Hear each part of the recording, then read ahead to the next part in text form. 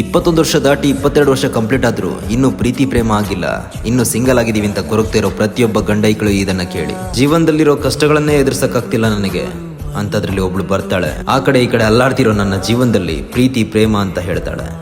ಸರಿ, ನಾನು ಪ್ರೀತಿ ಮಾಡ್ತೀನಿ, ಮೋಸ ಮಾಡಿ ಪ್ರೀತಿ ಮಾಡಬಾರ್ದು ಅನ್ನೋ ಕಾರಣಕ್ಕೋಸ್ಕರ ನನ್ನ ಕಷ್ಟಗಳನ್ನೆಲ್ಲ ಅವಳ ಹತ್ರ ಹೇಳ್ಕೊತೀನಿ. ಆಟೋಮೆಟಿಕ್ ಆಗಿ ಅವಳು ನನ್ನ ಬಿಟ್ಟು ಹೋಗ್ತಾಳೆ. ಪ್ರೀತಿನೇ ಮಾಡಿರಲಿಲ್ಲ, ಸುಮ್ಮನೆ ತಮಾಷೆಗೆ ಹೇಳಿದ್ದೆ ಅಂತ ಹೇಳ್ತಾಳೆ.